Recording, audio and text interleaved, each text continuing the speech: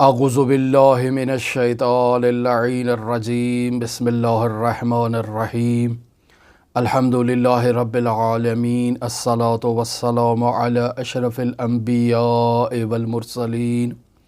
व अला आलिहि तय्यबीन ताहिरीन अल मअसूमीन अल्लज़ीना अज़हबल्लाहु अन्हुमुर रिज्स व तहहरहुम तत्हीरा। अल्लाहुम्मा सल्लि अला मुहम्मदिन व आलि मुहम्मद। अल्लाहुम्मा अख़रिजना मिनज़्ज़ुलुमातिल वहमि व अक्रिमना बिनूरिल फ़हमि। अल्लाहुम्मा अफ़्तह अलैना अबवाब रहमतिक वंशुर अलैना ख़ज़ाइन उलूमिक बिरहमतिक या अरहमर राहिमीन। अस्सलामु अलल हुसैन व अला अली इब्निल हुसैन व अला औलादिल हुसैन व अला अस्हाबिल हुसैन। अज़ीज़ान मोहतरम, अय्याम अज़ा, अय्याम गम, अय्याम हुज़्न में हमारी आपके साथ गुफ्तगू हज़रत सय्यदुश्शुहदा अलैहि आलाफ़ व तहियत व सना की मशहूर तरीन ज़ियारत आशूरा पर जारी थी और हम इस गरां कदर ज़ियारत की करामात को आपकी खिदमत में बयान कर रहे थे। हमने अपनी इस गुफ्तगू में ये बिना रखी थी और ये बिना कायम की थी कि हम उलमा, शख्सियात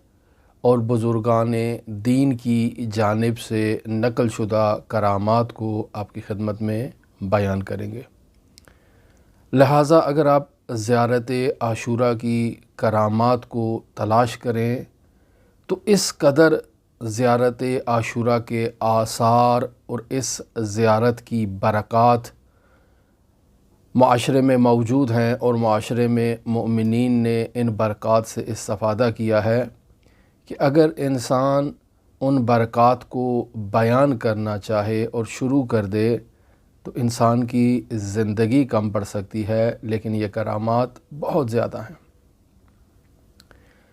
लिहाजा वो उलमा जिन्होंने इस ज़ियारत आशूरा पर पाबंदी से अमल किया और अपनी ज़िंदगी में उन्होंने इस ज़ियारत से हैरत अंगेज़ वाक़यात को मुशाहिदा किया, हम उन मुतदय्यन, मुस्तनद, मुवस्सक़ उलमा के हालात ज़िंदगी से इस ज़ियारत आशूरा की करामात को आपकी खिदमत में बयान कर रहे हैं। अय्याम हुज़्न है, इसी मुनासिबत से हमने इस मौजू का इंतख़ाब किया है। आज जिस गरां कदर शख्सियत के हालात ज़िंदगी से मैं ज़ियारत आशूरा आपकी खिदमत में बयान करना चाहता हूँ वो Ayatollah Syed Mohammad Baqir Sistani रहमतुल्लाह अलैह की शख्सियत है। को मामूली शख्सियत नहीं है। हज़रत आयतुल्लाह सिस्तानी मरजए अज़ीमुश्शान जहान तशय्यो जो नजफ़ अशरफ़ इराक़ में इस वक़्त मौजूद हैं और पूरी दुनिया में उनकी मरजइयत है, उनकी तक़लीद की जा रही है और पूरी दुनिया के शियायान हैदर कर्रार आयतुल्लाह सिस्तानी के फ़रामीन और अहकाम पर तैयार रहते हैं ताकि उनकी इताअत की जा सके और उसे नाइबुल इमाम के हुक्म के तौर पर सर तस्लीम ख़म किया जाए और उस पर अमल किया जाए। ये Ayatollah Syed Mohammad Baqir Sistani इन्हीं आयतुल्लाह सिस्तानी के वालिद बुज़ुर्गवार हैं। मैं आज ज़ियारत आशूरा का वाक़या आपकी खिदमत में बयान करने से पहले Ayatollah Syed Mohammad Baqir Sistani के कुछ हालात आपकी खिदमत में बयान करना चाहता हूँ। आयतुल्लाह सिस्तानी दो भाई हैं, ये जो मरजे तक़लीद हैं, आयतुल्लाह सैयद अली हुसैनी सिस्तानी और Ayatollah Syed Mahmood Sistani. Ayatollah Mahmood Sistani अपने वालिद के हालात में बयान करते हैं कि यहाँ मशहद में ही इमाम रज़ा अलैहि आलाफ़ व तहियत व सना के नूरानी जवार में یہ موجود ہوتے تھے اور یہاں پر حرم مطہر حضرت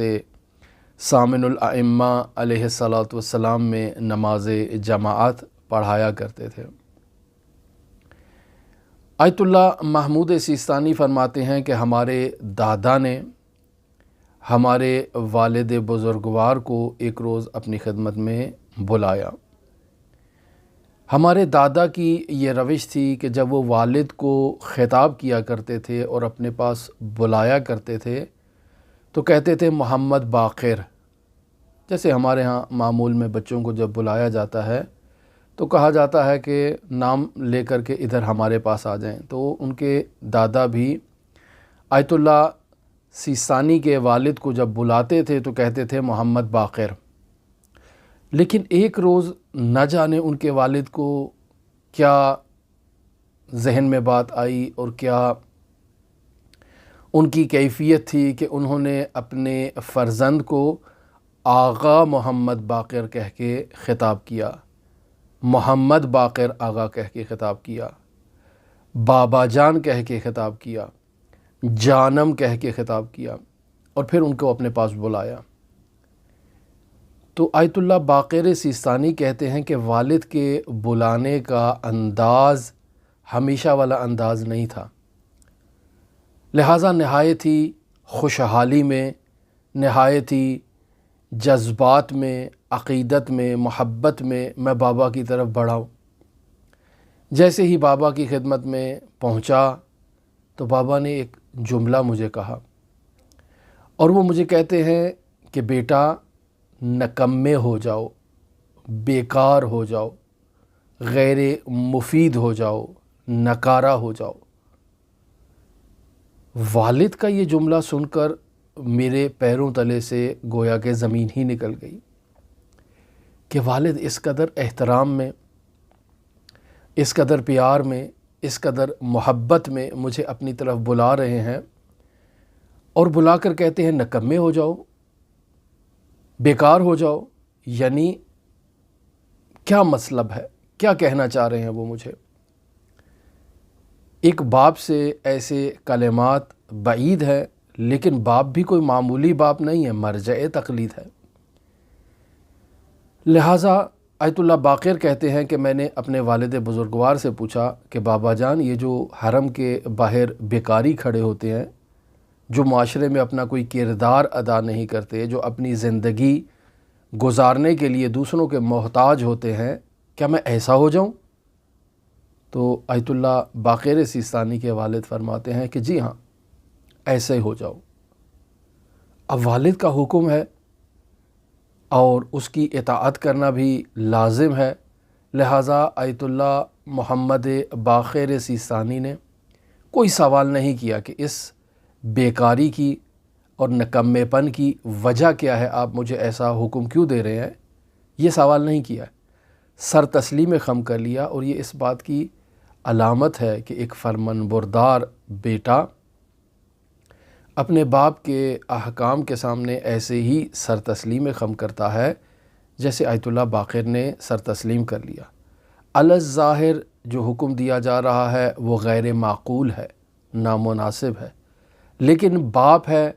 شفقت بھی رکھتا ہے، محبت بھی رکھتا ہے، علم بھی رکھتا ہے، تو اس کا جو کہنا ہے وہ کسی حکمت سے خالی نہیں ہے اور مرجع تقلید بھی ہے۔ لہٰذا آیت اللہ محمد باقر سیستانی اپنی تمام زندگی انہوں نے اپنا یہی سلوکی وظیفہ بنائے رکھا کہ انہیں نکمہ ہونا ہے، انہیں بیکار ہونا ہے، بے عرضہ ہونا ہے، جیسے فارسی زبان میں بے عرضہ کہتے ہیں۔ عالم دین ہیں، طالب علم ہیں، نہایت ذہین ہیں، نہایت محنتی ہیں، نہایت تغودو کرنے والے ہیں، لیکن مخفیانہ طور پر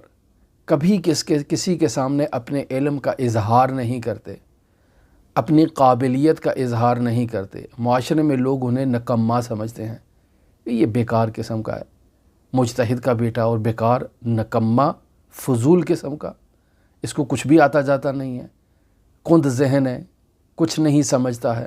ایسے القاب سے معاشرہ انہیں یاد کرنے لگا۔ لہٰذا جب بھی کوئی علمی بحث ہوتی، علمی گفتگو ہوتی، اس علمی بحث میں، علمی گفتگو میں آیت اللہ محمد باقر سیستانی خاموش رہتے، اور جب ان کو مخاطب قرار دیا جاتا اور ان سے کوئی سوال کیا جاتا تو ایسے اظہار کرتے یا ایسے تظاہر کرتے جیسے انہیں کچھ علم ہی نہیں ہے، بالکل نکمے ہیں، بالکل بیکار ہیں، جبکہ اگر خصوصی محفل ہوتی تو وہی مسئلہ اگر ان سے پوچھا جاتا تو وہ اس کا سیر حاصل جواب دیتے۔ لہٰذا متعدد ایسے مرتبہ اتفاق ہوتا ہے کہ لوگ ان سے ایک سوال کرتے ہیں، وہ اس سوال کا علمی جواب انہیں خصوصی محفل میں دے دیتے ہیں، لیکن جب عمومی محفل میں ان سے سوال کیا جاتا ہے تو ایسے جیسے انہیں وہ مسئلہ آتا ہی نہ ہو۔ پھر لوگ ان سے سوال کرتے ہیں کہ ہم نے یہی مسئلہ آپ سے انفرادیت میں پوچھا تو آپ نے ہمیں اس کا جواب دیا، لیکن جب اجتماع میں آپ سے یہ مسئلہ پوچھا جا رہا ہے تو آپ اس کا جواب نہیں دے پا رہے ہیں، کیا وجہ ہے؟ تو فرماتے ہیں کہ جس کا وظیفہ سکوت کرنا ہو، خاموش رہنا ہو، نکمہ ہونا ہو، بیکار ہونا ہو، وہ زبان نہیں کھولتا، وہ خاموش رہتا ہے۔ لہٰذا آیت اللہ باقر سیستانی نے اپنی زندگی میں نکمہ بننے کے لیے بہت زحمتیں کی۔ کیوں؟ چونکہ ایک ایسی چیز کا اظہار کرنا ہے جو ان کے اندر نہیں پائی جاتی ہے، قابلیت ہے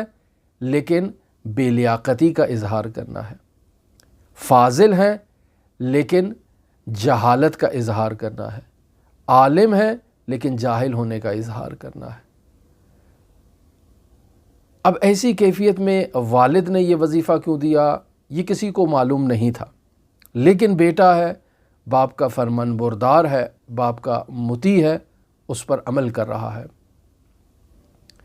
رضا خان پہلوی کا دور آتا ہے اور آیت اللہ باقر سیستانی جو اپنی تمام زندگی اس مظلومیت کے ساتھ انہوں نے زندگی بسر کی کہ خود کو نکمہ ظاہر کرتے رہے، ساری زندگی خود کو بیکار ظاہر کرتے رہے، خود کو غیر عالم ظاہر کرتے رہے، اور اس مشکلات میں اور سختیوں میں اور دشواریوں میں انہوں نے زندگی بسر کی کہ بسا اوقات علماء جو ان اسرار سے باخبر نہیں ہوتے تھے وہ ان کی توہین کیا کرتے تھے، ان کا مزاح کیا کرتے تھے، مذاق اڑایا کرتے تھے کہ یہ کیسا ہے، مجتہد کا بیٹا ہے اور بالکل نکمہ ہے، بالکل قابلیت نہیں رکھتا ہے، بالکل صلاحیت نہیں رکھتا ہے، لیکن انہوں نے تحمل کیا اور اپنی زندگی کو اس مظلومیت میں گزارا۔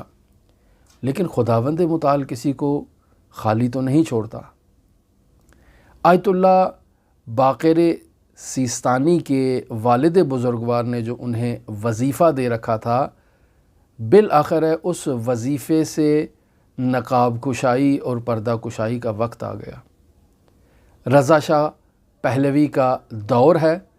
اور اس نے خواتین کو بے حجاب ہونے کا حکم دیا ہے۔ بیرون ممالک سے، مغرب سے ہو کر آیا ہے، وہاں اس نے دیکھا ہے کہ خواتین چادر نہیں لیتی ہیں، اسکرٹ پہنتی ہیں، ننگی گھومتی رہتی ہیں، تو اس کے ذہن میں یہ تصور آیا کہ شاید خواتین کی آزادی کا مطلب یہی ہے کہ وہ عریان ہو جائیں، بے حجاب ہو جائیں، بد تہذیب ہو جائیں، اسلامی تہذیب کو اپنے پیروں تلے رون دیں، تب جا کر وہ ماڈرن بنیں گی، تب جا کر وہ مردوں کے شانہ بشانہ زندگی بسر کرنے کے قابل ہو سکتی ہیں۔ لہٰذا اس نے پردے پر پابندی لگا دی اور پردہ کرنا ایران میں جرم ہو گیا۔ جو خاتون بھی پردہ کر کے گھر سے باہر نکلتی، اس کی چادر اور اس کا پردہ اس کے سر سے چھیننے کا حکم دیا گیا تھا پولیس کو۔ ایسے میں اس ثقافت کو معاشرے میں رائج کرنے کے لیے رضا خان پہلوی کو علماء کی ضرورت تھی۔ لہٰذا اس نے علماء کو بھی یہ حکم دیا کہ وہ بھی اپنی خواتین کو بے پردہ کر کے سرکاری محفلوں میں شریک ہوں۔ حکومت کی جانب سے جب کوئی تقریب منعقد ہو، کوئی عشائیہ رکھا جائے، کوئی محفل منعقد کی جائے، تو اس محفل میں باقاعدہ طور پر سرشناس علماء کو دعوت دی جاتی کہ وہ اس محفل میں شریک ہوں اور اپنی بیویوں اور بیٹیوں کے ساتھ اس محفل میں آئیں، اور بیویوں اور بیٹیوں نے پردہ نہ کیا ہو۔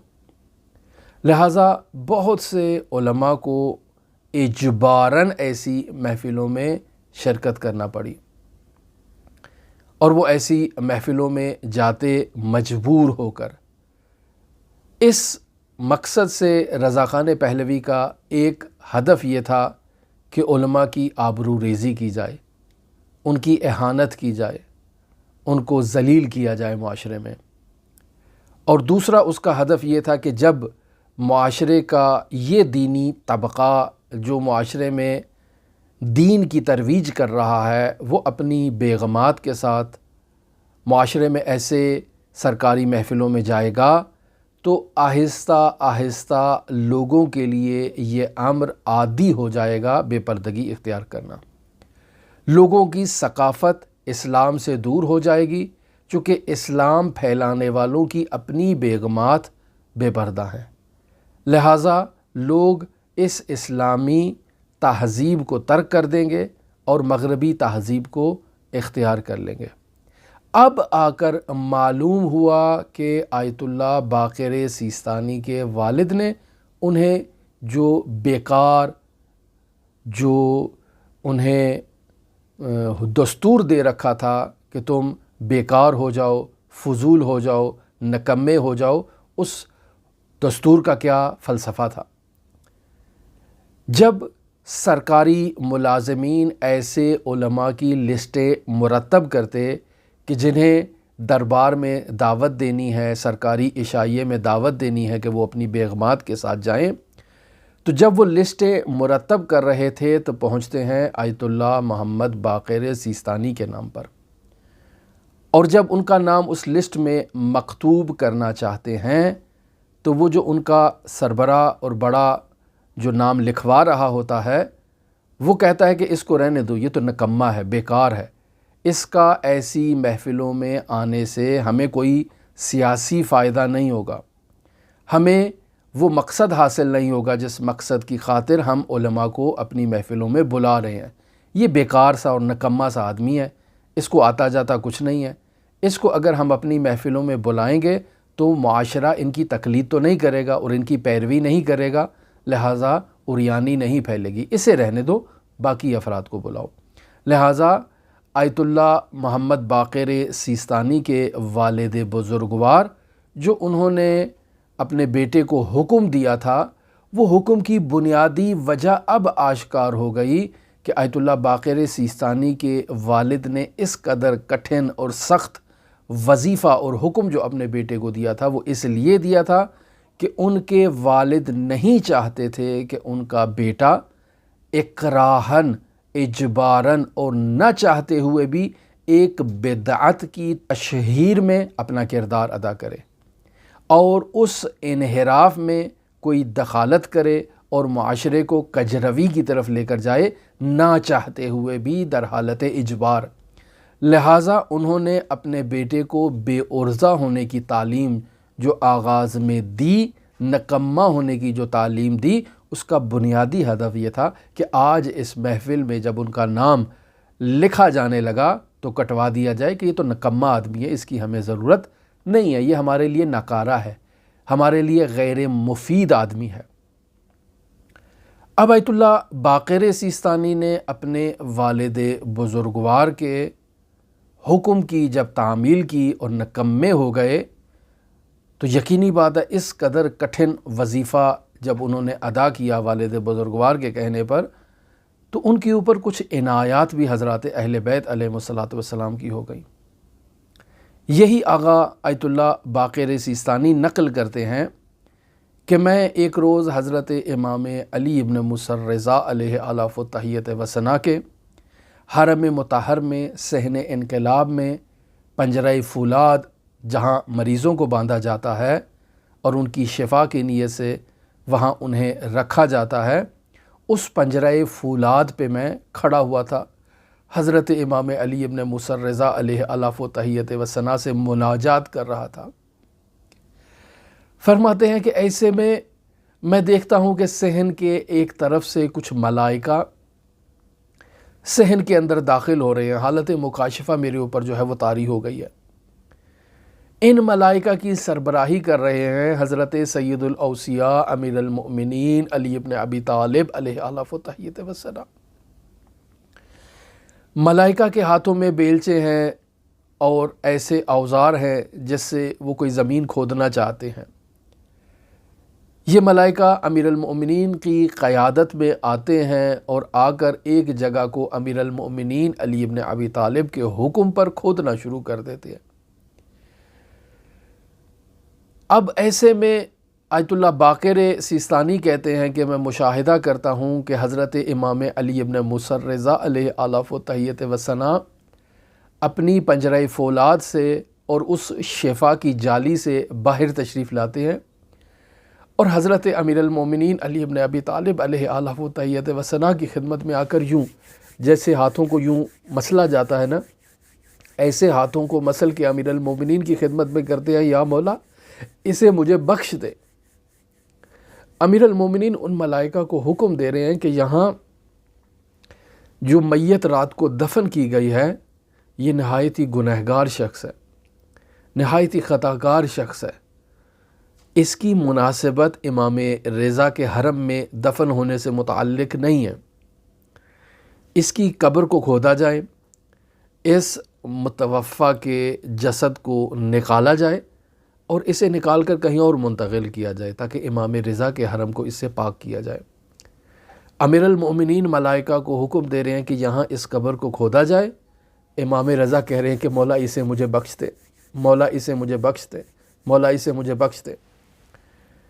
پہلی مرتبہ جب امام رضا نے اس گنہگار کی بخشش کا مطالبہ کیا، امیر المومنین نے کہا کہ یہ آپ کے حرم میں دفن ہونے کے قابل نہیں ہے۔ دوسری مرتبہ تقاضا کیا تو فرمایا کہ یہ آپ کے قابل نہیں ہے۔ تیسری مرتبہ جب تقاضا کیا امام رضا علیہ السلام نے تو امیر المومنین نے کہا کہ نہیں، یہ آپ کے حرم میں دفن ہونے کے قابل نہیں ہے۔ تو اب امام رضا کہتے ہیں کہ مولا اس نے میری پناہ لی رکھی ہے، مولا اس کو میں نے پناہ دے رکھی ہے، اس کو مجھے بخش دے۔ تو امیر المومنین اس میت کو چھوڑ دیتے ہیں اور اسے وہاں سے منتقل نہیں کرتے۔ آیت اللہ باقر سیستانی کہتے ہیں کہ میں اس مکاشفے کی حالت سے باہر نکلتا ہوں۔ اگلے روز صبح کے وقت میں دوبارہ اسی جگہ پر اور اسی مقام پر آتا ہوں جہاں امیر المؤمنین ملائکہ کو حکم دے رہے تھے کہ اسے قبر سے نکالا جائے۔ اس جگہ جب میں آ کر مشاہدہ کرتا ہوں تو قبر کے اوپر جو تختی ہے اس کے اوپر نشانات موجود ہیں کہ جیسے کسی نے بیل سے اور کسی چیز سے اس قبر کو کھودنے کی کوشش کی ہے، وہ نشان وہاں نمودار تھے اور مجھے نظر آ رہے تھے۔ اس قبر کے اطراف میں کچھ لوگ بھی موجود تھے۔ ایران کی رسم ہے کہ جب کسی میت کو دفن کیا جاتا ہے تو چند دن تک متوفی کی قبر پر لوگ جاتے ہیں، اسباب رسم وہاں ذکر کرتے ہیں۔ بعض لوگ تو عقیدت میں جاتے ہیں، اپنے میت کو واقعاً یاد کرنے کے لیے جاتے ہیں،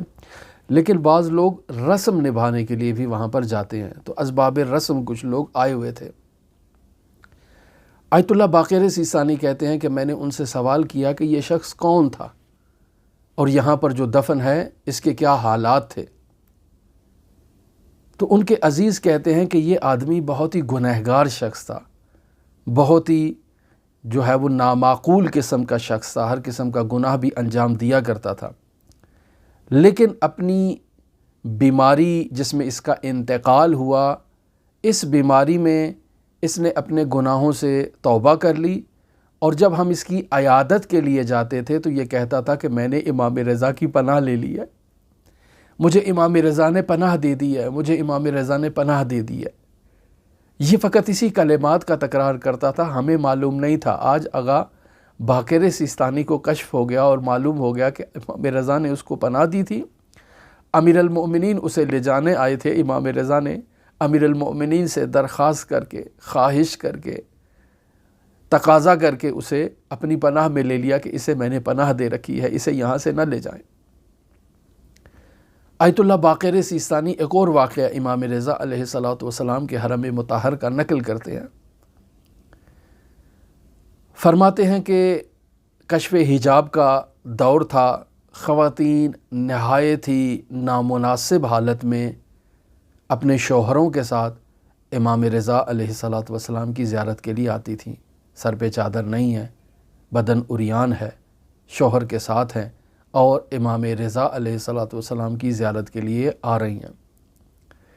مجھے یہ کیفیت دیکھ کر بہت ہی دکھ ہوتا تھا، بہت ہی تکلیف ہوتی تھی کہ امام رضا کی بارگاہ ہے اور اس بارگاہ میں خواتین ایسی نامناسب حالت میں تشریف لا رہی ہیں اور میں کچھ کر بھی نہیں سکتا تھا۔ اسی کیفیت میں مبتلا تھا کہ میرے لیے ایک حالت طاری ہوئی اور میں نے مشاہدہ کیا کہ یہ جو خواتین بے پردہ امام رضا علیہ الصلوۃ والسلام کے حرم کا طواف کر رہی ہیں، میں انہیں حیوانات کی شکل میں مشاہدہ کرتا ہوں عالم مکاشفہ میں۔ میں دیکھ رہا ہوں کہ یہ زری کے اطراف میں جب طواف کر رہی ہیں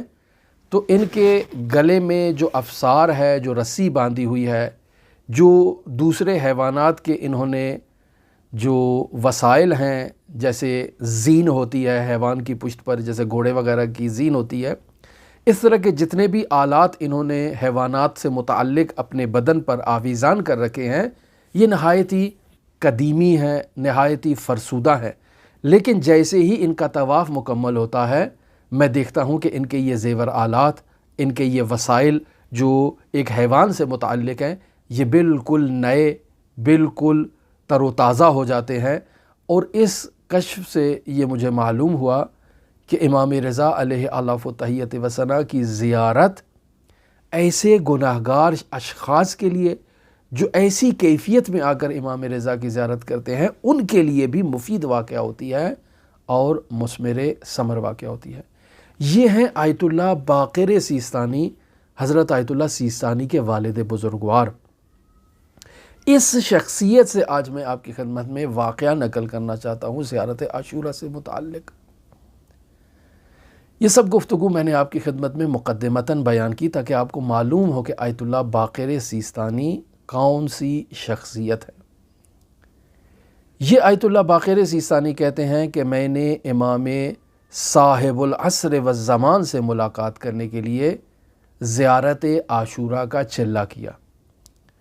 اور میرا چلہ یہ تھا، میرا وظیفہ یہ تھا کہ میں 40 دن مشہد مقدس کی 40 مسجدوں میں جاؤں گا اور وہاں جا کر زیارت عاشورہ کی قرأت کروں گا مکمل آداب کے ساتھ، اور وہ آداب بھی میں آپ کی خدمت میں بعد میں کبھی بیان کر دوں گا۔ مکمل آداب کے ساتھ میں 40 مسجدوں میں زیارت کروں گا، زیارت عاشورہ، نماز، دعائے علقمہ اور امام زمان عجل اللہ تعالی فرجہ الشریف کی زیارت سے مشرف ہوں گا انشاءاللہ۔ یہ وظیفہ کرتے ہیں، لہٰذا نہایت ہی گریہ وزاری کی حالت میں، نہایت ہی عاجزی کی حالت میں، نہایت ہی عقیدت کی حالت میں یہ مشہد مقدس کی 40 مساجد میں زیارت عاشورہ کا عمل کمپلیٹ کرتے ہوئے جب 40ویں مسجد میں پہنچتے ہیں اور وہاں زیارت عاشورہ کا عمل انجام دے رہے ہوتے ہیں تو فرماتے ہیں ابھی یہ عمل کمپلیٹ ہی ہوا تھا کہ مجھے مسجد کے باہر محلے میں ایک گھر سے نور اٹھتا ہوا دکھائی دیا۔ یہ نور مجھے غیر معمولی نظر آیا، لہٰذا میں اس نور کی طرف لپکتا ہوں اور اس نور کی طرف جاتا ہوں کہ دیکھوں یہ نور کس چیز کا ہے۔ میں دیکھتا ہوں کہ ایک نہایت ہی جو غریب قسم کے لوگ ہیں ان کا گھر ہے اور یہ نور وہاں سے نمودار ہو رہا ہے، اور اس گھر میں کسی کی فوتگی ہو چکی ہے۔ میں دق الباب کرتا ہوں، گھر سے افراد آتے ہیں، میں ان کو کہتا ہوں کہ میں بھی تعزیت کے لیے آیا ہوں، میں بھی اندر آنا چاہتا ہوں۔ مجھے دعوت دی جاتی ہے، میں گھر کے اندر چلا جاتا ہوں، گھر میں لوگ بیٹھے ہوئے ہیں،